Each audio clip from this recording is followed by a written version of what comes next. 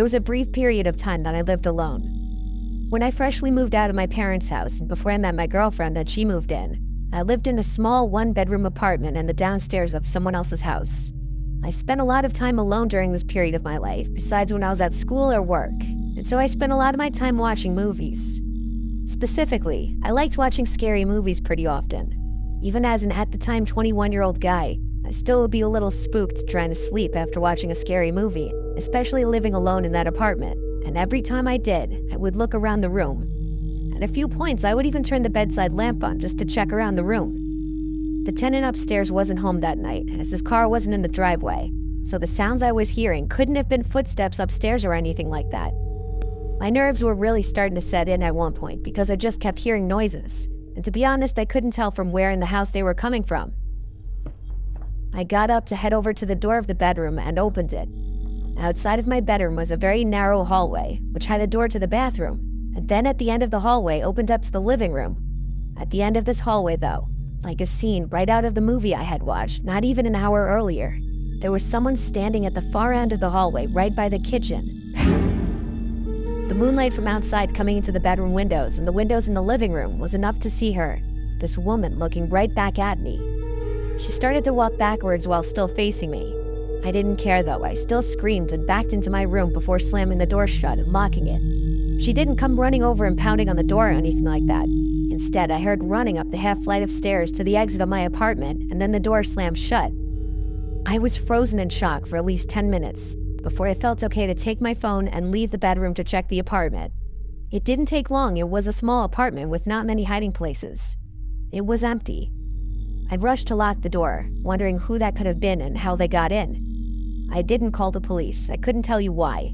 But the next day, I called the landlord and told him about it. He made a phone call to the upstairs tenant, and what I learned shocked me. The woman that broke into my apartment was an ex-lover of the man who lived upstairs, a crazy one at that, and after finding his address somehow, she broke into the wrong part of the house, my apartment.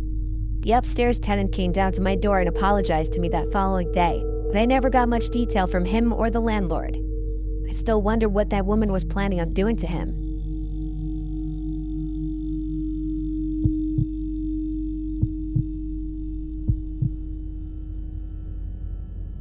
I'm not a fan of my dad's girlfriend at all, not from the start. Her name is Kathy. My dad has been widowed since 2019 when our mom died, and I know he's gotten lonely and he's pretty much ready to settle with anybody now, even Kathy, and against my warnings, he doesn't listen.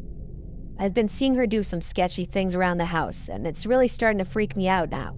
I'll start from the beginning. I have 2 siblings, my 10-year-old brother Jake and my 2-year-old brother Scotty. From the day he introduced her to us, I didn't like something about her smile. It was just unsettlingly wide and exaggerated. Pretty soon he'd start bringing her around a lot more, and I just never loved her, honestly. But at first it was only because I felt something was off about her personality. Then things started happening. She's been staying with us for a while now, and a few weeks ago, I caught her in my dad's closet while he wasn't home.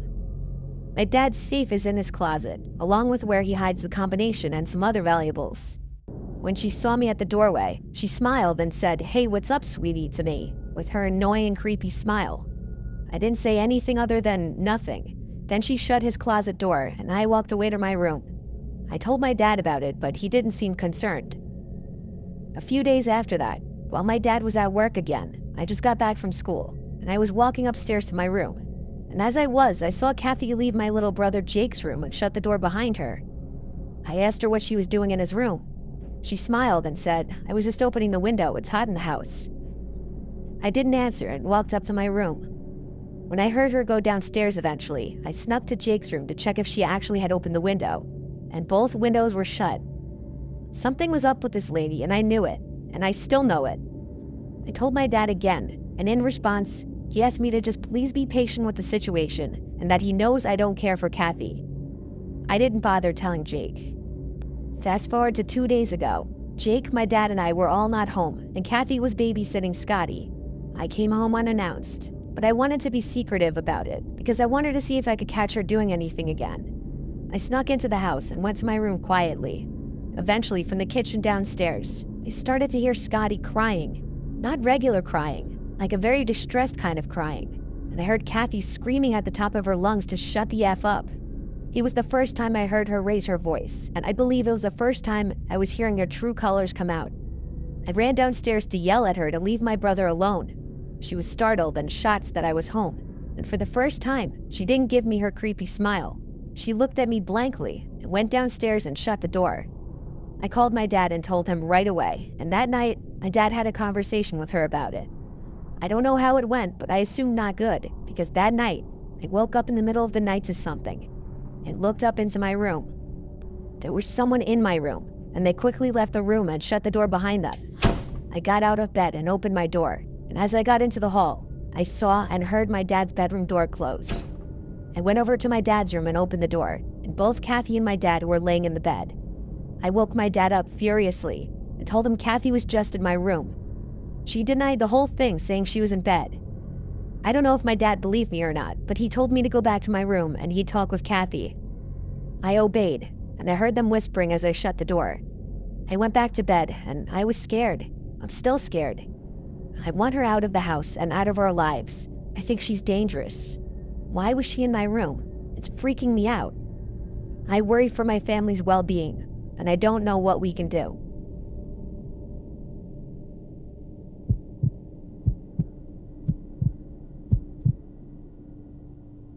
This one goes back a few years ago to when I was 30 years old. I was at my condo in Fort Lauderdale, Florida. My condo, which I still own, is on the second floor of a decently nice building that I won't name for privacy reasons. Whenever I go down there, it's in the colder months up north, and I'm a complete beach bum when I go down there. Luckily for me, I work remotely from my job through my laptop and phone, so I've been able to retreat down there whenever I'd like. Fort Lauderdale is for the most part a pretty clean and safe city, and the specific location my building is in is no exception. That is, usually. It was the middle of January. It was late at night, past 10 o'clock. I was out on my balcony with my feet over the railing, on my laptop, when all of a sudden I heard from down below on the ground someone yelling something. They were yelling, "Yo," and "Hey you." At first I didn't move, taking the assumption that whoever it was talking to someone else. They couldn't possibly be calling up to me, but they followed with, "Hey you up there." And my heart skipped a beat because now I knew they were talking to me. My main question was, why? I set my laptop down on the chair and looked over the railing down to the ground below. There was a guy in front of a car in the parking lot, looking up at me, and he said, "Yeah, you." I asked, "What's up?" He told me to come down there so he could show me something cool. I took a better look at this guy, some guy with a backwards hat and tank top on. I assumed he was just some punky kid messing with me, so I ignored him and sat back down.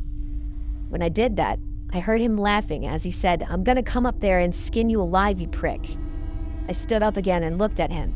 He had this unsettling and sinister smile on his face. I realized he looked older than I initially thought. He wasn't some kid. I literally opened my mouth to shout something back at him, but for some reason, I didn't bother. I grabbed my laptop and went inside and shut the sliding door. I expected him to yell up a couple things afterwards, but I didn't hear him do so. As uncomfortable as that made me, I felt much safer being inside. I chalked it up to just the occasional coked-up Florida lunatic on the streets. But things became next level when the silence of the room was broken by pounding on my condo door, accompanied with a voice yelling obscenities and threats at me. It was the guy again. The bangs were so loud, I was genuinely concerned he was going to break the door down. All I could do was yell, "I'm calling the police." That didn't faze him. His bangs turned to these carving and stabbing noises. It probably all lasted for about a minute or two, but felt like a century until he gave one more loud, angry bang, screamed one more obscenity at me, then left. I knew because I checked through the peephole. I called the police after the ordeal just to show them and report it to them. On the other side of the door, there were several stab marks in it, confirming I did hear him stabbing at it and confirming this man had a knife. I'd prayed nobody was harmed that night. I doubt he knew me. I think he was just a really drugged-out, crazy person looking to hurt someone.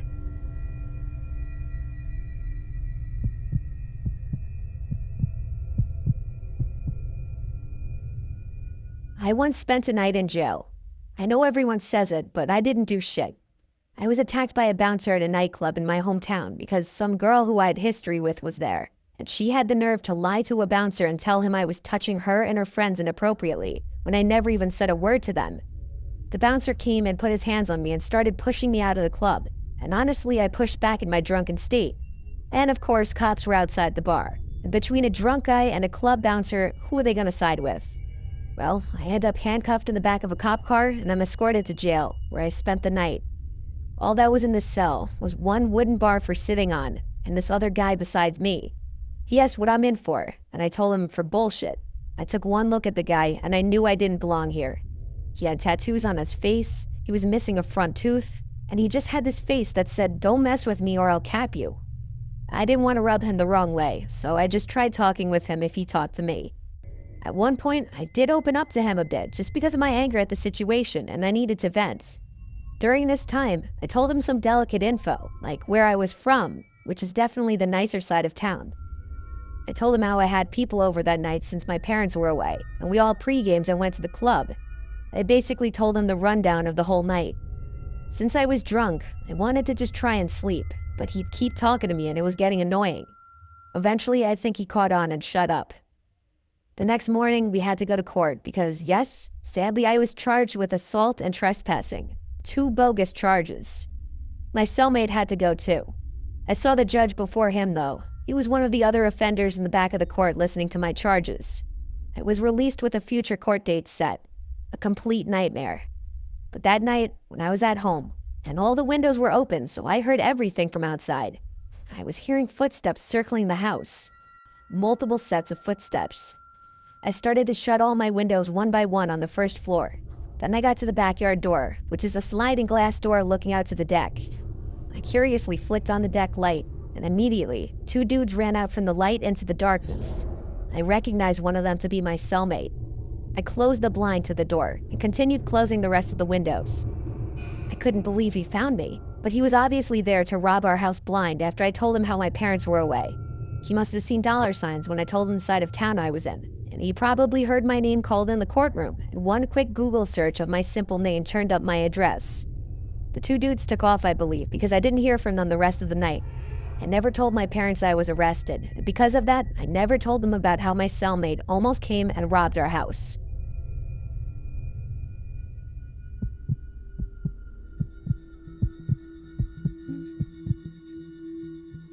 This is something that just happened to me, and I don't know how to feel about it other than freaked out. I'm not a spiritual person at all. I've been on and off seeing this guy named Spencer. I met him through a coworker one night when we were out together at a bar, and we hit it off. I finally introduced him to my family. While my parents were indifferent about him, my grandparents didn't really care for him, my grandma especially. They both said they saw something bad in him, that he doesn't seem like a good guy. My grandma mostly. This wasn't after one-time meeting, though. This was after I brought him around multiple times, and everyone could get a good idea about him. And honestly, I started to see what they meant, because Spencer and I would get into constant arguments, and he would lose his temper fairly easy on me. For this, we'd be on and off constantly. There was one night that I felt like he was about to raise his hands to me, but he held back and then calmed down. This was when I said, "I'm done," and dropped him. Or so I thought I was going to. My grandma was especially happy and said I could do much better. Then she went on about how I should go find a nice Italian boy from a nice family like she always did.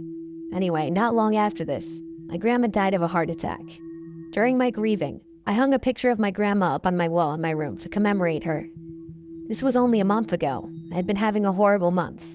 And out of a weakness, when Spencer reached out to me 2 weeks ago, I answered, and we saw each other. We had been seeing each other every night these past 2 weeks, and I really thought he had changed because we hadn't argued a single time, and I just felt safe around him. Well, only a few days ago, Spencer and I agreed to be official boyfriend and girlfriend, and that night, I woke up to a crash in my room. I panicked and flicked on the lamp, and it took me a moment to notice the picture of my grandma wasn't on the wall anymore. I got up and saw the frame had fallen to the floor and cracked. The picture frame I hung of my grandma had fallen and cracked on the night I agreed to date Spencer. I held the frame in my hand, my heart in my throat, my whole body shaking. I called Spencer the next day and told him I think we should go our separate ways for a while, as my head isn't in the right place. And he blew up on the phone in anger, and that phone call proved my grandma was right about him.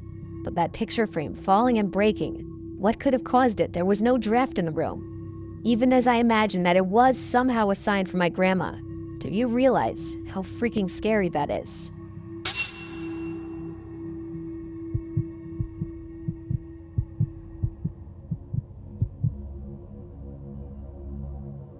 I took my Jeep on a road trip to Colorado to do some off-roading in the wilderness. I was doing a bunch of trails in the Red Feather Lakes, and I was ending the night off on the Dead Man's Road Trail.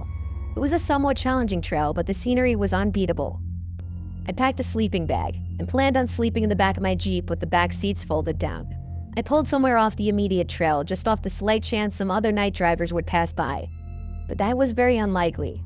I guess people can call me a weirdo for enjoying off-roading on my own and camping alone, but I've always liked doing things solo. I use the word camping because I do consider this to just be luxury camping. Instead of being in a tent, I'm in the back of my Jeep in the middle of the woods. I ate some of the protein bars and other snacks I brought as my little dinner, then I set up my sleeping bag in the back. In case you're wondering if I was doing this in the dark, I had the LED light bar on my Jeep on, which basically lit up the entire surrounding area pretty nicely. So I finally crawl into the sleeping bag, and I'd be lying if I said it's comfortable sleeping back there. It's the price to pay for off-roading in the sunrise for me. I had the windows all closed to avoid bugs getting in, but I still heard everything outside. And then it happened. I heard a voice from out in the woods, followed by a short, loud laughter. As deep into the trail I was, there's no way someone was just walking around out there. Not in this total darkness. I looked out the windows expecting to see headlights or taillights somewhere, but nope. Then I heard the voice again, much clearer. I couldn't tell if it was a man or a woman at first. I was shaking now, though. Someone was out there, that much was clear. Though I was hearing a voice, I didn't know what was being said just yet. And I laid there, waiting for it again, scared to death. For a while, just crickets. Then, much closer now, I heard in a clear voice belonging to either a woman or a young boy, "Hello, I see you there." Now I was ready to throw up. I wanted to move to the driver's seat and drive, but I was too scared to move. I felt like if I just stayed laying down, that whoever was out there wouldn't see me. I know that makes no sense, but hiding and not moving was me clinging on to the hope that this wasn't actually happening. Then, there was one loud bang on my rear windshield, and I jumped up and practically dove over the two front seats into the driver's seat. And I started the car and drove as quickly as I could manage down the trail, scared they were running after me because I could only go so fast on this rocky terrain. I was scared to look in the rearview mirror, but when I did, I didn't see anyone through the red glow of my taillights. It was a nightmare. I was tired, but drove the rest of the trail until I was back on pavement. Then I drove for miles until I reached a motel. Some people have asked me, what if it was someone stranded who needed help? And I say no way. No one's out there that late in the pitch black, laughing without a flashlight that deep on some trail. And they wouldn't bang on my windshield just once like that if they weren't trying to scare me. People are messed up. Always watch your back and be woke to your surroundings.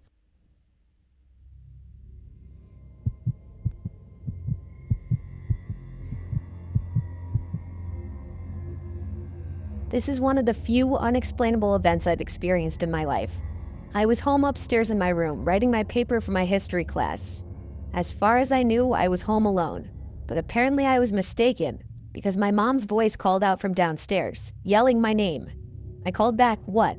She didn't answer. So, slightly annoyed because I didn't want to be interrupted from my train of thought on my paper, I reluctantly got up to go downstairs and see what she wanted. When I got downstairs, I looked around for my mom, but she wasn't anywhere in sight. So I yelled out, "Mom?" And she yelled back my name in response. Her voice came from down in the basement. So I went to the basement door, but strangely the lights were off. I called down the stairs, "Mom?" again, and she called back. I yelled out, "What are you doing down there with the lights off?" She didn't respond. I flicked on the light and went down the stairs. I heard my mom call my name again as I was near to the bottom of the steps.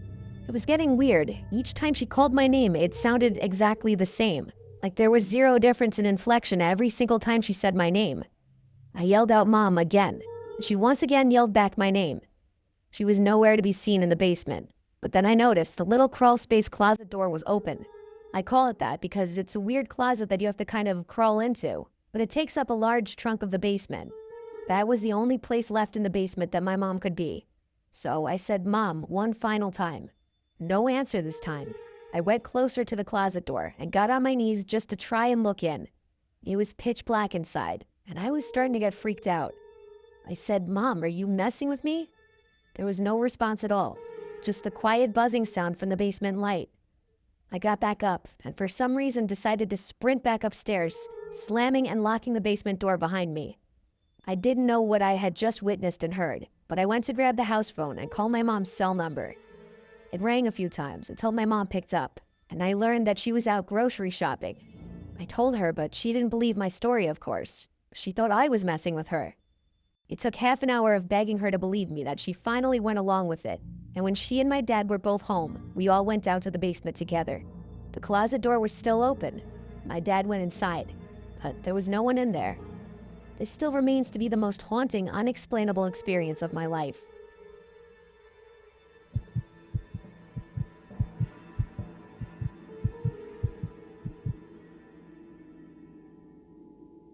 I was only about 9 years old when this happened. I was sleeping over my grandma's house for the weekend, which I often did when I was little. It was a stormy day out, and my grandma was out at the nearby grocery store getting ingredients for dinner. I was in the living room watching SpongeBob when the phone rang. There was obviously zero reason for me to answer the phone, but you know, I was a little kid with a little kid brain. There's no explaining any decisions made. I went to the kitchen and picked up the phone, and after my little kid voice said hello into the phone, the man's voice on the other end said, "Can I speak to the adult in the house?" I said, "She's not home," and the voice responded, "So you're all alone right now?" I remember I paused for a second, then said, "Yeah." Even at my age, I knew after he asked that it probably wasn't a good idea to have picked up the phone. The person on the other end then asked if the current address he had on file was correct, but I didn't answer that. I hung up the phone, and now I was nervous. I was worried I might have just gotten my grandma in trouble. Nonetheless, I went back to watching SpongeBob. 20 minutes later or so, there was a frantic knocking at the door. I muted the TV and listened. Along with the knocking, someone on the other end cried out, "Please help." It was a man.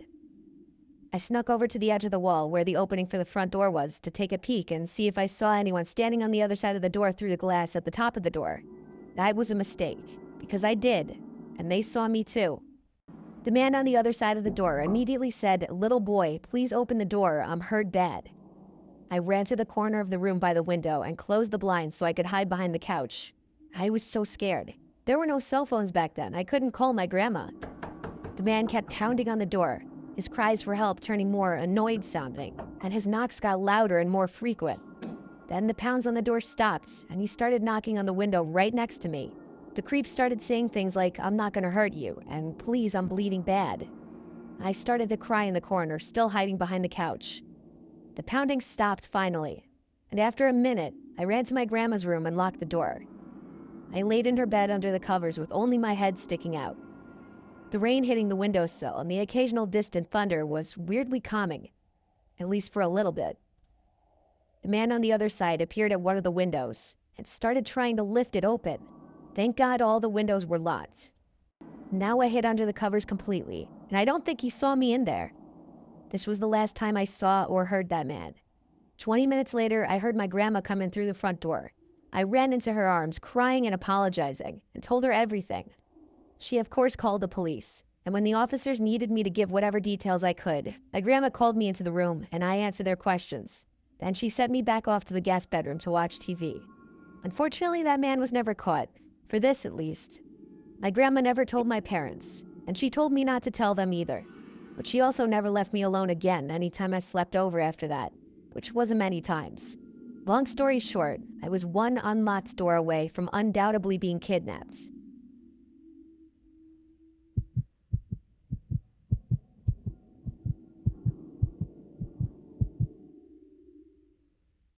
I'm a father of 2 kids. They're 15 and 10. My wife was out of the house at the time of this happening. I was in my room taking a nap in the middle of the day. My older son is always in and out all day, every day with his friends. So when I heard the front door constantly opening and closing, it didn't concern me. But eventually, when I heard the storm door slam shut for a 4th time, I started to get annoyed and whistled at him to quiet down. I started hearing other loud noises from across the hallway, in the direction of my younger son Keith's room. I imagined he was playing with his wrestling toys or something. Regardless, even with my door shut, the noise got to be too much. It was just like a constant thumping sound. Like, what could Keith possibly be doing? When I went across the hall to his room, the noise became more clear, and it was this literal thumping on the wall sound. I went into his room. The door was already opened. I said Keith's name angrily, but I didn't see my son. I saw some grown man facing the wall, banging his head into the wall. There was blood on the wall from his constant banging. The man gave me a side glance without turning his whole head. I managed to tackle the man to the floor, and that's when Keith emerged from under his sheets where he was hiding. The man didn't fight back. He started yelling this psychotic mumbo-jumbo, proving his lacking sanity. I told Keith to go get the house phone while I held the man down. After calling the police, I was in that same position for at least 5 minutes before they arrived. The man just kept smiling and laughing and saying things that made no sense the entire time. The man was ill or on some serious drugs, or both. I didn't press charges, and I'm sure he was taken somewhere to get the help he clearly needed and to get him off the streets.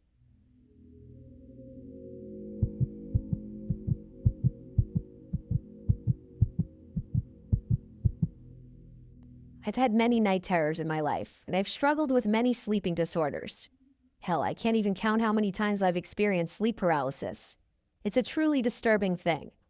I've also woken to seeing spiders and other giant bugs in my bed countless times, for them to only disappear as I start to snap back to reality. But the hallucinations are always so real and vivid. I always find myself jumping out of my bed screaming, throwing pillows at the non-existent bugs. And don't even get me started on the constant nightmares I have. There was one stressful week of school that I was up to my ears in homework with all my classes, and I was admittedly exhausted mentally and physically. With half of my assignments due the next day, which was Friday, I was up extremely late for a school night. It had to be like 3 a.m., and I had to be up in 3 hours. When I finally finished all of my assignments, I literally crashed into bed, and I was out cold faster than I could remember. And that night, I was having a bad dream again. The best I could describe this bizarre dream. I was for some reason in this linear building that I was trying to escape, and in each passing room I kept finding candies, like it was a Halloween attraction or something. But in the dream I was running away from something, and the something I was running away from kept laughing. It was a child's laughter, and it sounded like it was coming from everywhere. What caused me to wake up was when I made it to what was presumed to be the final door of the building. The laughing was the loudest now, and when I opened the door, I woke up in my bed. I couldn't move. It was happening again. Then there was a laughter from the middle of the room. I moved my eyes to focus to the middle of the room. There were 4 people standing in the center of the room. It was like a family, a tall male and female, and then a small boy and girl. They were all holding hands and they were all laughing, looking at me with giant grins on their faces. Impossibly wide grins.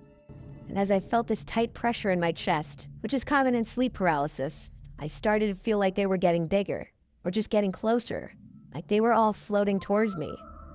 When my body finally permitted, I threw the sheets off of me and threw my pillows into the middle of the room and screamed. But the pillows hid nothing, as the 4 figures were gone, and the horrible laughing had stopped. I had never experienced a hallucination like that, and I have had sleep paralysis many times. I had to see my doctor the next day, who prescribed me new medication. Since then, I've still had my share of night terrors, but nothing even close to that.